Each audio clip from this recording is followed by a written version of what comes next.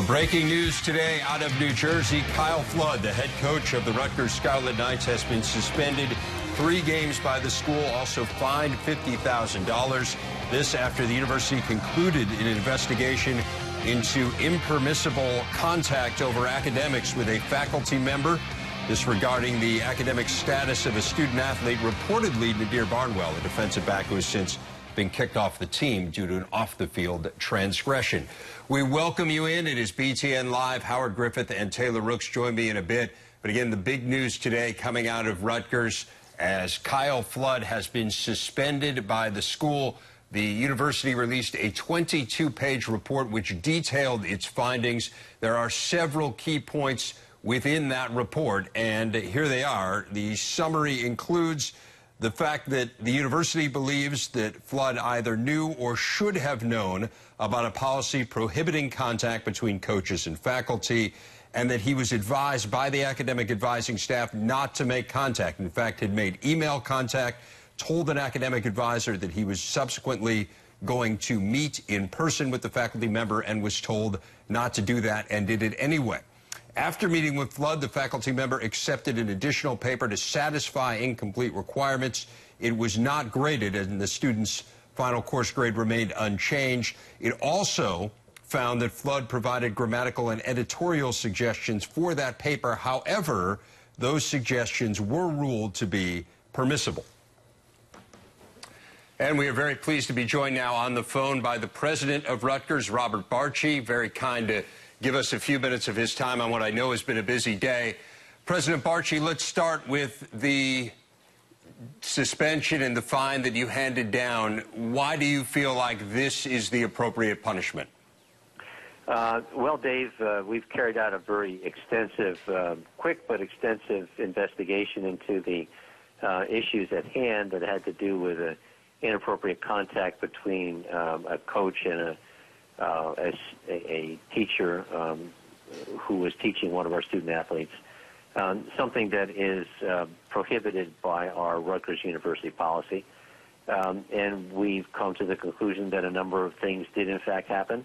And based on what we found and how seriously we take the integrity of our academics and the relationship between academics and athletics here, we constructed what we thought was a serious penalty that would send the message that we don't tolerate that, and that we cannot have that in the future. And then it was appropriate for, in its intensity, for the actions that occurred. What made you decide this was not a fireable offense?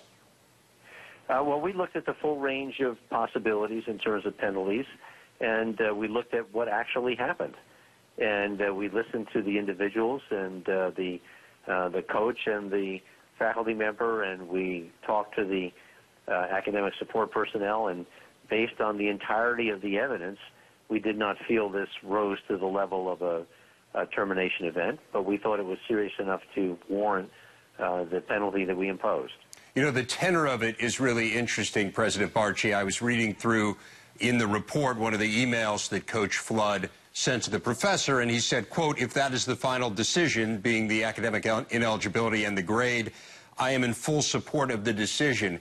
Did his tenor factor into this decision at all, the fact that it wasn't an overt pressuring, that it was more of a subtle pressuring? Well, I think if you would talk to Coach Kyle, he would say that he never had any intention of pressuring anyone.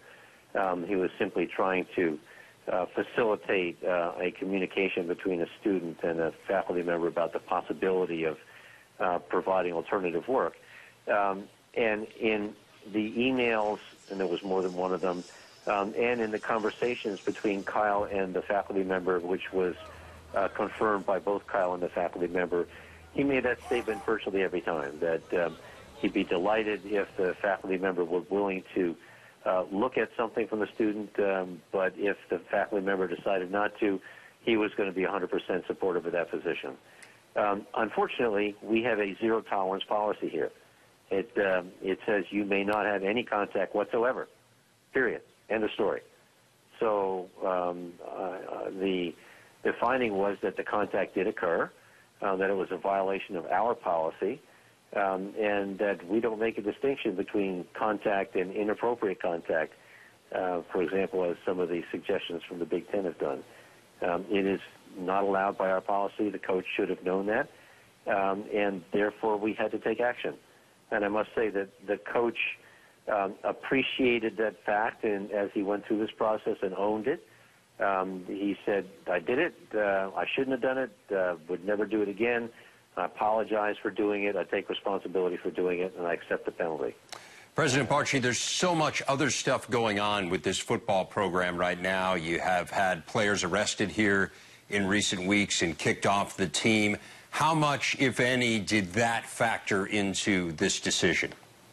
Actually, David, didn't factor into the decision at all. This was a circumscribed investigation for a single allegation that had to do with inappropriate contact. That's the sole charge to the investigating committee. The sanctions that we've imposed had to do with that and that alone.